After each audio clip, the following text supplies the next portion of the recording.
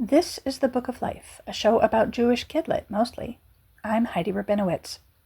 In honor of my 20th year of podcasting on The Book of Life, I'm bringing you an episode from the archives. This episode is called Summer Coolness, and it was released in June 2007. The episode featured a now-defunct website called Reader Girls, with a Z, and the website Next Book, that morphed into Tablet Magazine in 2009. There were also many mentions of MySpace. I interviewed Melissa Shore, author of Goy Crazy, who, according to her website, seems to have mostly moved on from kidlit to journalism. I must say her most recent book from 2017, Shame Nation, Choosing Kindness and Compassion in an Age of Cruelty and Trolling, looks extremely on point. And the episode featured the band Sababa, which happily is still in existence, and in fact, they've recently released their 4th album, called When We Rise.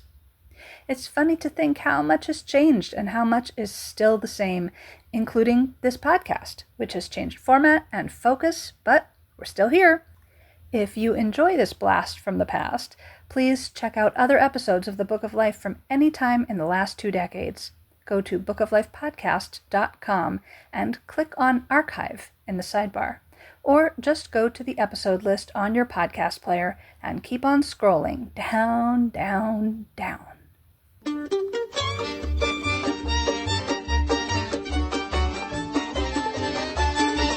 Welcome to The Book of Life, a show about Jewish people and the books we read. I'm Heidi Estrin. The Book of Life is a podcast service of the Feldman Library at Congregation B'nai Israel in Boca Raton, Florida. Additional support comes from the Association of Jewish Libraries. In this June 2007 episode of our podcast, we look for books and music to bring to the pool. We'll learn about Reader Girls, a website that brings authors and teen girls together. We'll meet Melissa Shore, author of the teen novel Goy Crazy, which will be featured in the Reader Girls July issue. We'll relax to the cool tunes of the new musical group Sababa. Finally, we'll hear about how the Next Book website can help us decide what book to read next. Before we start, I want to thank everyone who sent in a greeting to celebrate the 18th episode of The Book of Life this May. Apparently, the idea of shout-outs proved popular, because we've got another one for you. Catherine Lavallee Welch at the University of South Florida would like to say hi to Véronique Mesguiche and her friends at the library of the Léonard de Vinci University in Paris, France. Bonjour, Véronique!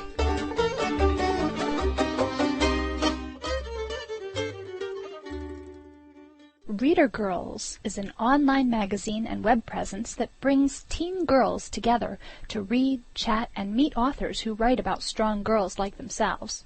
We spoke to Lori Ann Grover, one of the author divas who helped to create Reader Girls, about the website's mission, and about their selection of a Jewish book, Goy Crazy by Melissa Shore, for their upcoming July issue. Check them out online at readergirls.com or at myspace.com/readergirls. Lorianne, tell us about Reader Girls. Reader Girls is an online book community that was formed to celebrate gutsy girls in life and lit. What was the inspiration for creating Reader Girls?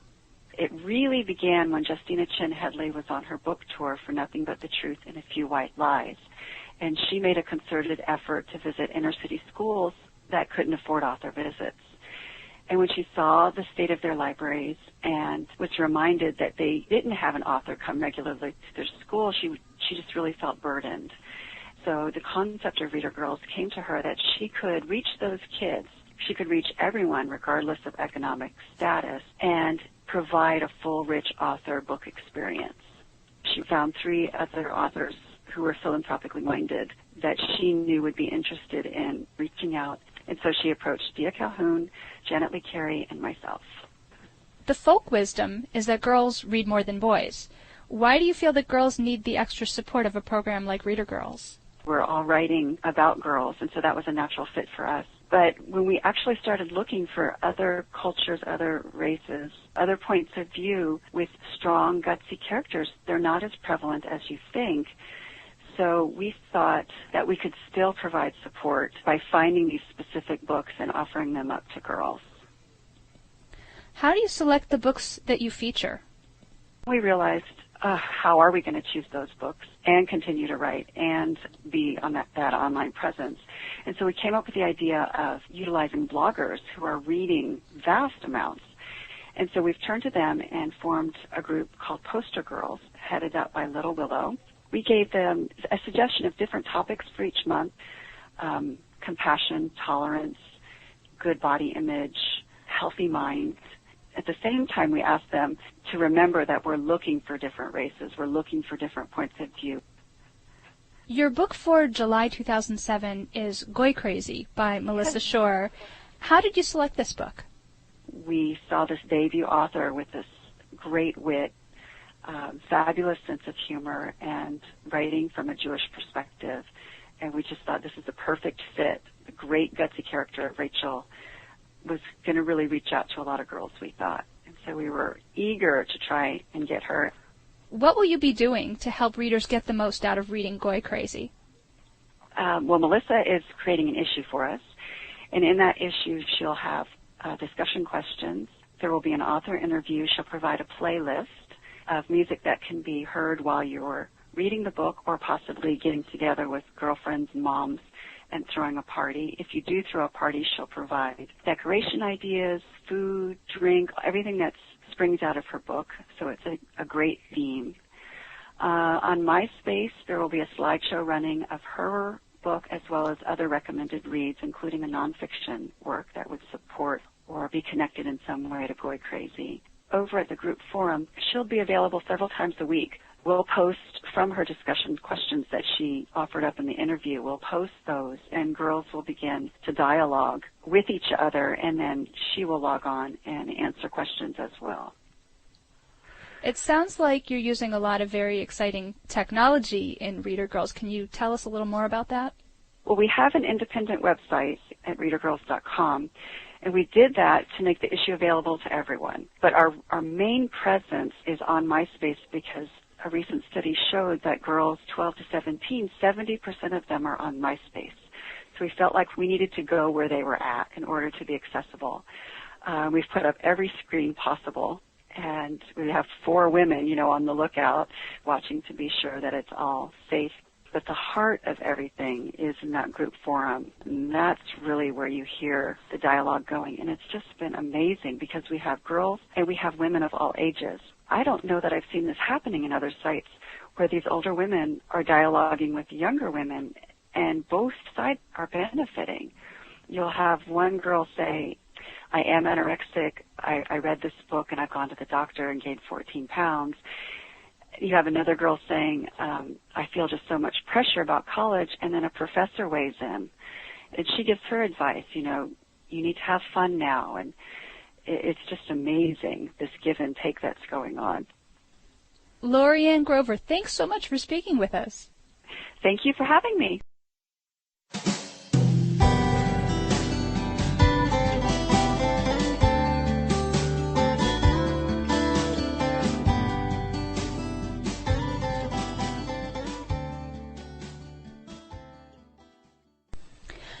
Melissa Shore's debut teen novel is Goy Crazy, published by Hyperion in fall 2006. It's the story of a Jewish girl falling for a non-Jewish boy, a goy, and the problems caused by this crazy crush. It's a light, witty read that addresses some serious issues. We spoke to Melissa by phone at her home in Massachusetts. Melissa, first, just in case some of our listeners don't know, can you explain the word goy? Sure. The translation of the term literally just means nation or people, but the way we tend to use it nowadays is to just refer to anyone that isn't Jewish. Were you worried at all that the title Goy Crazy would offend some readers or make them feel excluded? Well, the reaction to the title has really been interesting. A couple of Jewish publications reviewed the book, and it was funny because they liked the book, but they sort of said, well, the title is dreadful, and we still find the word offensive. What people don't really realize if they haven't actually read it is that my character, Rachel, thinks about this And it's actually an issue that's raised in the book. Her grandmother says to her, literally, don't go with the goyim, which was something that my own grandmother said to me. But it brings Rachel to sort of try to struggle with that and understand, well, why is her grandmother using that word, and why is she talking about a person who's not Jewish, and yet she's friends with people who aren't Jewish, and sort of trying to grapple with that whole idea of, is it discriminatory to say don't date someone outside of your faith? So it leaves to people to think about those issues a little more. And the other thing I wanted to point out, which I find really kind of ironic and crazy, is that all the disapproval I've gotten from the title has been from the Jewish community. Well, they're not the ones that should actually be offended by this. And actually, I haven't heard one word from anyone who's not Jewish ever who's mad that I used that word. Tell us about the story of Goy Crazy. A 15-year-old girl named Rachel Lowenstein meets a boy named Luke Christensen, a little obvious, not Jewish, and falls for him and wants to date him. And, of course, she's worried that her family won't approve. So the story is basically her struggle trying to figure out what to do. I think this is a really important issue. It hasn't really been addressed in a lot of teenage novels, but this is really when teenagers start to think about these issues, when they start dating. And I think it's okay to raise an important issue in a humorous way. What inspired you to write this story? Well, as you might suspect, the story is definitely based very much on my own life story. The ironic thing is that I sort of came full circle in my own life. As a young adult, I wrote an essay about why I love to date non-Jewish men, and then turned around that month and met a Jewish man, and then ended up marrying him. Another reason I wrote this book was I have a lot of family members who were touched by interfaith dating, good friends and relatives who ended up in interfaith marriages. And what they tell me, honestly, is that it's really hard. I mean, you can make it work, but it's definitely that much harder. And so I look at my own life, and I feel very fortunate that I ended up not going that route, but I know that on another path I definitely could have ended up in that life too. What do you hope readers will learn about interfaith dating from reading this book? I think my main message would be to teenagers and to parents to realize that this is ultimately going to be the choice of the teenager. That means it is the responsibility of the parents to make it relevant and sort of guide them, but ultimately they're going to have to leave that decision up to them. I know a lot of people get nervous about saying it's okay to date people of different backgrounds because they fear that you could end up marrying them, but I think teenagers today know that the odds of them actually marrying someone that they've dated in high school are really slim. So I think there is some value in dating people of different backgrounds. I think it's all about exploring the world and figuring out who you are. The Reader Girls website is going to be featuring Goy Crazy in July. What sort of goodies will we see on the Goy Crazy edition of Reader Girls? It's going to be tough to pull off in July, I have to admit, because when the book came out in the fall, we did a lot of Christmas-themed parties, so sort of, interfaith holiday parties. We would do a Goy Crazy sandwich, which was white bread and mayo with pastrami, things like that. So, corned beef. And we did things like latkes and candy canes. And so I don't know how, I'm going to suggest people try to do a sort of interfaith holiday party in the middle of the summer, but it might be hard to get your hands on, Hanukkah gelt and candy canes at that time of the year. But that's the spirit of it. Melissa Shore, thanks so much for speaking with us. Thank you for having me. I really enjoyed it.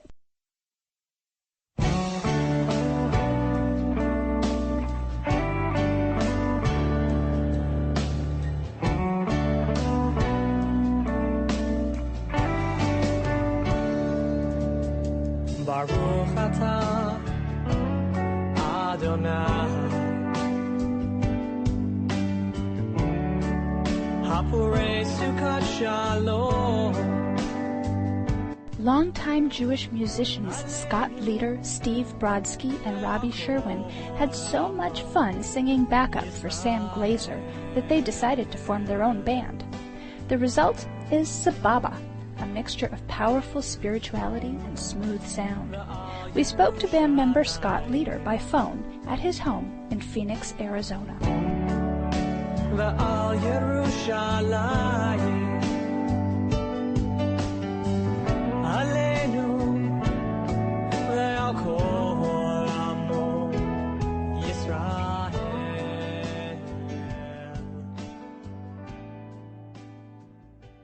Scott, what does the name Sababa mean? Sababa is actually an Arabic word, but, a lot of Hebrew slang has come from Arabic and other languages, really. And so loosely translated, it means very cool. but to use more of in a feeling sense, like you wouldn't say like that's a cool car, but you'd say I feel sababa because I'm driving this cool car. And there's some discussion that the word sababa is no longer cool anymore, that it's sort of like saying groovy, but it sort of depends who you ask in Israel. What are some of your musical influences?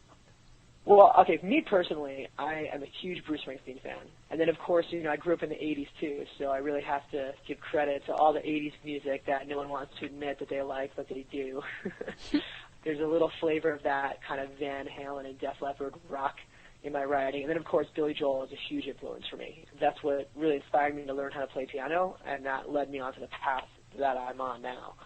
What's interesting is I think Sababa's influences are very different, and that's what makes us have such a unique sound, because Robbie, it was really that American folk music that inspired her, and Steve was more influenced by the rock of the 70s, and I wasn't really old enough to be influenced by that kind of music yet. So when you put it together, you can hear a song like Haparei Sukkot Shalom. You can hear the Bruce Springsteen in that just pouring out. When you listen to a song like What We'll Bring, you can hear Robbie's folk style, that kind of Bob Dylan-y thing happening in there. So it's a really neat mix of styles that somehow work very well together.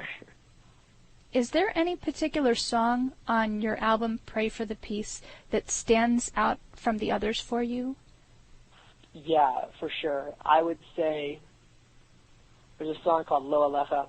In all of the songs that we've written together, it was an incredibly easy process where we'd sit down and in an hour we'd have a song and we'd have 3-part harmonies. But Lo Alecha was a challenge that somebody asked us. They said, hey, you guys should write a song based on that text. Yeah, cool, let's do it. Wound up being much harder than we anticipated, and when we were finished with it, I was not happy with it, and I thought, However, after the album came out, it sort of flip-flopped, and it's now one of my favorites. And then the second answer to that is a song called Ashrei. This was a song that originally was not on the album. We realized that we thought maybe we were one song short on the CD, and so Steve brought this song Ashrei to us. And I don't even know if he really liked it, but Robbie and I loved it. This was like the lightning recording session. We flew them in, we recorded it in about 4 hours, and everyone tells us it's their favorite on the album. And so it's sort of funny how that happened. It almost didn't make it on there, and now everyone, including us, are like, yeah, that song's one of our favorites. So those two definitely stand out. We've got very traditional Hebrew lyrics here, but a very American sound. What makes that work? Well, I think that is what makes it work. Some of these words are thousands of years old. Every Jewish community has taken the modern music of the time and put the words to it. And I'll give you an example. People will say, oh, the traditional high holiday melody. And it's, na na na na na na na na na. That is like the standard high holiday melody for, I would say, 90% of synagogues would use that melody, maybe more. People say, oh, that's traditional. And what they don't realize is it's not traditional. That was a German drinking song in the 1800s. And what the Jews of the day did was they took the pop music that was out there, and what was the pop music? It was the music that people sang in the pubs. And they put their own words to it. And, of course, now 200 years later, that's traditional. And so what we're doing now really isn't anything new. We're taking the style of the music of our time and putting our own culture to that. And that's what Jews have done in all places that they've lived throughout the diaspora. Scott, many of our listeners are attending the Association of Jewish Libraries convention in Scottsdale, Arizona this summer. Can you give us any insight into Jewish life in that area? Yeah, I can actually. Scottsdale is the Jewish part of Phoenix. So you'll find most of the synagogues there. The only kosher place that I'm aware of is there too. But Phoenix as a whole, most people don't realize we are the 5th largest city in the country. We have been for many years the 2nd fastest growing Jewish community in the country, behind Las Vegas. We have the highest rate of unaffiliated Jews anywhere.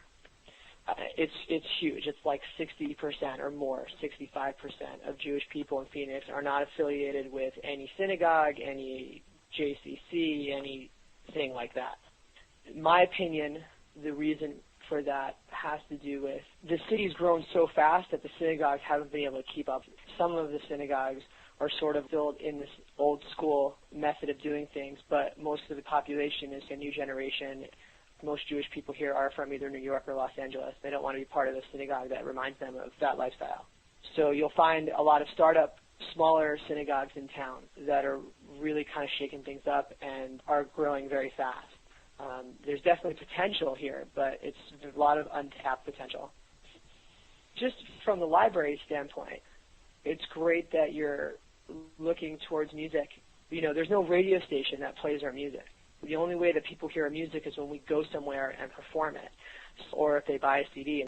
So it's really nice that libraries are focusing on books, but also on some of the other art to make it available for people to listen to and sort of get exposed to this kind of world of Jewish modern rock folk music, because there's a lot of great stuff out there. Scott, thank you. Awesome, thank you.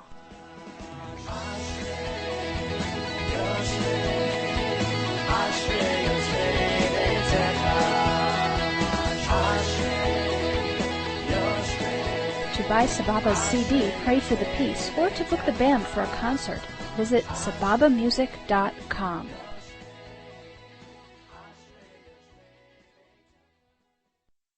Next Book is a locus for Jewish literature, culture, and ideas. They commission books on Jewish themes, sponsor public lectures, and publish an online magazine at nextbook.org that is chock full of book recommendations. We spoke to Julie Sandorf, director of Next Book, by phone at her office in New York City. Julie, what exactly is Next Book, and what does the name Next Book mean? Well, when Saul Bellow wrote a review of the periodic table by Primo Levi, he wrote in the review, "We are always looking for the book it is necessary to read next." And we thought that was just the most ideal quote, and we named Next Book after that quote. Next Book is a nonprofit philanthropic organization that promotes Jewish literature, arts, and culture in new ways. How does Next Book go beyond the web? Several ways. One, we have a publishing partnership with Random House to publish the Jewish Encounters book series. We've published 7 books so far. The first one was Robert Pinsky on the life of King David, the poet laureate of America, writing about the great biblical poet king. To our most recently published book was Jonathan Wilson on the life of Marc Chagall. We have also created something called the One Book Program. Really offers people an opportunity to use these books as launching pads for discussion and conversation. The third piece of how we do our work is our public programs. We have reading and discussion groups led by local scholars and libraries across the country. We just finished launching 2 day-long festivals of ideas in LA to talk about Jewish identity in the entertainment industry, and in New York, what's he doing here, Jesus and Jewish culture. What is the coolest feature of the Next Book website? I think the whole thing is cool, but clearly our weekly podcasts have been extremely popular. How can Next Book help us find something good to read this summer? Well, first of all, you've got to go on the website, nextbook.org. You should look at the magazine section and go on our recommended reading pages, where you will find a list of 500 books covering fiction and nonfiction that Next Book staff think are wonderful reads. Are there any particular titles that you want to recommend to our listeners for summer reading? Oh, goodness. Well, these are not necessarily brand new books, but some of my favorite summer reading of past years were Jonathan Rosen's book called Joy Comes in the Morning, Jeffrey Goldberg's book called Prisoners, the memoir on his experiences in the Israeli army as a young American. And a brand new book is coming to the States from a British writer named Charlotte Mendelson called When We Were Bad, and it's about a northern London British family led by a very prominent woman rabbi. And it's a wonderful, great, breezy beach read. And I would second that with a book called Disobedient by Naomi Alderman, another British writer. Chronicles a lot of the interesting tensions and issues of community in the Orthodox Jewish community in North London. Julie Sandorf, thanks so much for speaking with us. Oh, it's my pleasure. We would love to hear from you. Email bookoflifepodcast@gmail.com. Post a comment on our website. Or if your computer has a microphone, leave a 2-minute voice message by clicking on the My Jingle link on our website at jewishbooks.blogspot.com. You can also add your pin to our Frapper map to show us where you're listening from. The Book of Life is supported in part by the Association of Jewish Libraries, tending the Tree of Knowledge and promoting Jewish reading by supporting Judaic libraries and librarians. Visit them on the web at jewishlibraries.org. Our background music is provided by the Freilach Makers Klezmer String Band from Sacramento, California, whose CDs feature upbeat music from Ashkenazic and Sephardic traditions with Brazilian, Gypsy, and Celtic influences. Borrow their CDs at the Feldman Library or buy your own copies at freilachmakers.com. To download episodes of the Book of Life podcast, visit us on the web at jewishbooks.blogspot.com. That's jewishbooks, one word, .blogspot.com. Links to the books and CDs mentioned on the show are available on this website. You can also hear the latest episode by phone. Just call 916-313-3820. Thanks for listening, and happy reading!